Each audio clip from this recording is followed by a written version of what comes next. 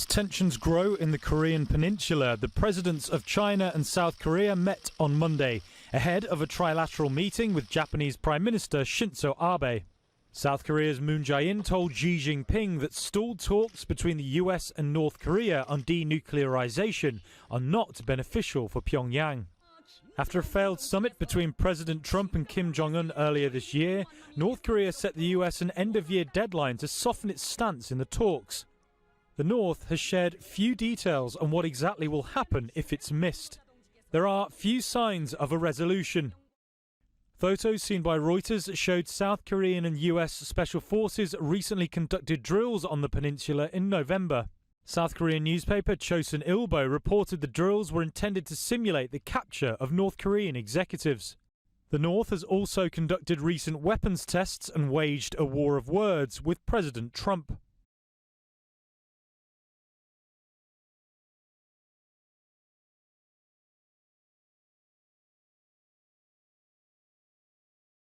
Growing fears over North Korea after a new satellite image appears to show a newly built structure at a military factory there.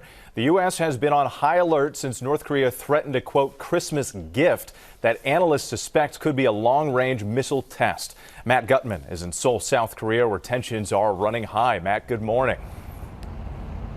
Hey, good morning. With all that talk of a Christmas gift has officials not only in the U.S. but also in Japan and here in South Korea on high alert this morning. Now, that satellite did spot possible construction at a North Korean military base that has produced missiles in the past. And the big question is, what does Kim Jong-un plan to stuff that Christmas stocking with?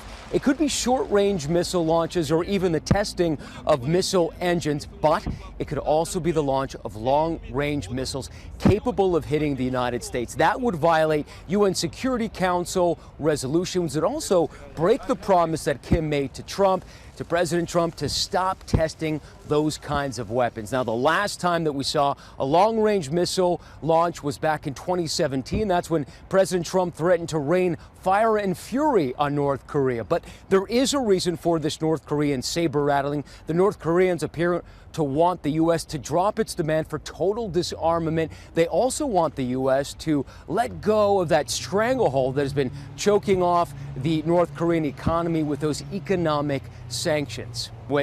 And Matt, you mentioned President Trump there. What could this mean for Trump's diplomatic efforts with North Korea? Now, if it's short-range missiles, probably not much. There's wiggle room for diplomacy. If we see the launch of long-range missiles, that might require the president to back away from diplomacy and maybe issue some kind of U.S. response. All right, Matt Gutman for us in Seoul, South Korea. Thank you. Hi, everyone. George Stephanopoulos here. Thanks for checking out the ABC News YouTube channel. If you'd like to get more videos, show highlights, and watch live event coverage, click on the right over here to subscribe to our channel. And don't forget to download the ABC News app for breaking news alerts. Thanks for watching. We'll find out what the surprise is, and we'll deal with it very successfully. Let's see what happens. Everybody's got surprises for me, but let's see what happens. I handle them as they come along. So you saw that. These are great people. Our military is now replenished. We were totally depleted when I came into office, and it's great stuff. It's great stuff. What's happened, and you see these incredible people. We have the best in the world, so it's totally replenished.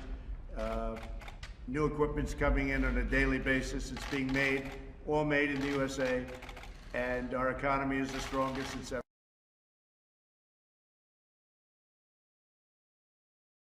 Retired Lieutenant Colonel James Carville joins us. He's Vice President for National Security and Foreign Policy at the Heritage Foundation. You know, Lieutenant Colonel, the War and Bear's dedication and love is astounding.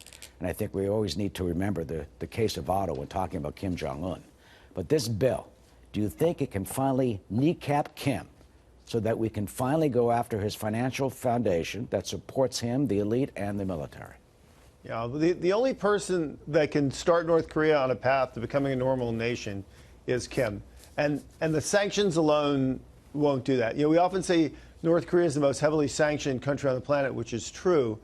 But we haven't fully enforced all the possible sanctions. And that even what if we did, this regime is very adept at finding just enough money, just enough resources to keep going. So at This only ends when Kim says, I will change my country. That's the day we have to wait for. And what are the chances of that? I mean, his whole structure